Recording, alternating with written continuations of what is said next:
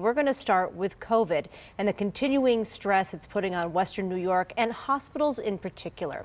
COVID hospitalizations across Western New York hit 524 yesterday, getting close to the all-time high of 548 that came a year ago Friday.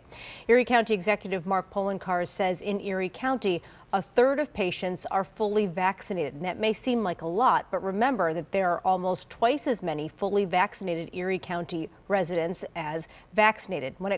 Unvaccinated rather. When it comes to people in Erie County hospitals, the opposite is the case. Here to answer some questions tonight, Dr. Nancy Nielsen, Senior Associate Dean for Health Policy at UB's Medical School. She is also a past president of the American Medical Association. We're very glad you're with us. And last week when you were here, we talked about the Omicron variant.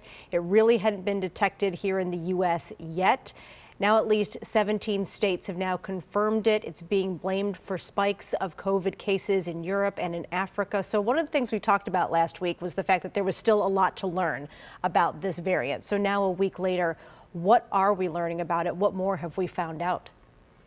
Well, good evening, Kate. What we've learned in the past week from the studies that have been done in South Africa and other Southern Africa states is that this is a very transmissible virus, much more transmissible, we think, even than Delta, perhaps 2 to 3 times more transmissible.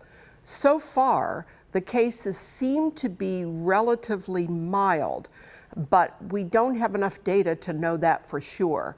And the big unknown is how much will the vaccines that hopefully all of your listeners have gotten have, how much they will protect us against Omicron. That's where we are right now. Very much more transmissible. The jury's out on how protected we're going to be, but we truly believe, all the experts believe, that we will have a level of protection against serious disease from Omicron.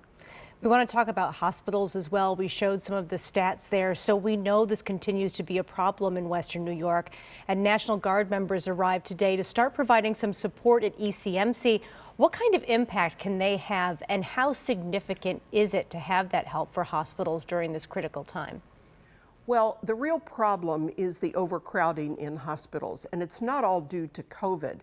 All of our regional hospitals are backed up with patients who were admitted for many things, recovered, and should be able to be transferred to an alternative setting like long-term care. But because there's no room at the long-term care facilities because of staffing issues, there's this backlog in all of the hospitals. So this is a very important effort that Governor Hochul has undertaken to send about a dozen National Guards people who have the equivalent of, the military equivalent of EMT training. And they're going to be going to Terrace View, which is the ECMC long-term care facility, and they will be helping in the nature of certified nurses, aides, assistance, and hopefully that will allow some of the about 50 patients in ECMC to be moved into those settings and free up beds in the hospital for those who really need hospitalization. Yeah, we certainly know that it's much needed right now. And meanwhile, we're about 2 weeks into the mask mandate. There's been plenty of back and forth on this, as we know. And there was a rally this morning of people coming out against the mandate, saying it was not a case of being anti-mask or anti-vaccine, but being pro-personal responsibility and freedom. So staying out of any of the politics of it here, we wanted to ask you to address a medical question relating to one of the organizers' claims. Here is some of what she had to say today. These mandates have been going on for now 20 months and nothing's changed. Nothing has come good of it from the first time we masked. And had all these mandates. So the claim there is that the mask mandates aren't effective. So what, if anything, do we know about the effectiveness of mandates? Did they have an impact then, and can they have one now? Yeah, you know, she's misinformed, frankly. There's no question that mandates work. We have lots of scientific evidence now, everything from anecdote to observational studies to randomized controlled trials. They work. And it's not the same as it was 20 months ago. There's no question that masks will protect both the person wearing it and the person near them.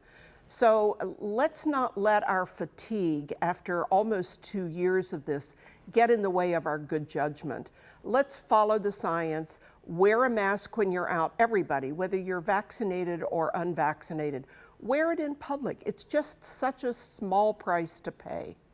And on the subject of rules, there's some new ones that went into effect today that require all international air travelers to get a negative COVID test within 1 day of traveling to the U.S., given how long the virus can take to show up on a test. Do these kind of rules really make things safer for people? Well, they certainly make things safer than having a test 3 days before. So this is a really forward move to try to make sure that we're getting the most up-to-date information on travelers. So yes, I think it absolutely is going to help. What we have to watch is this whole prohibition of travel from South Africa. I anticipate that will be lifted, because this virus is across the globe now, and as you commented, it's in 17 states that we know about here, and it will be everywhere soon. And that's just within the last week of us talking about it, how quickly we see things can change. Meanwhile, New York City today announcing it's going to mandate all private businesses get their employees vaccinated starting later this month. So also, we know you're not a lawyer, so we're leaving those legal questions to someone else. But in terms of public health and in terms of what we know about COVID right now, what kind of impact can a mandate like that have? And is it something that you think maybe more leaders in more places should at least be considering, or at the very least talking about?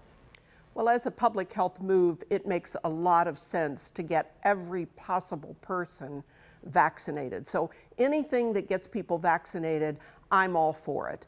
So yes, I would hope that can be looked at. As you point out, I don't know the legalities. I don't know who has the authority to do that. It's interesting that the mayor of New York City was able to do it. I don't know if our county executive has the power to do that, or the governor has the power.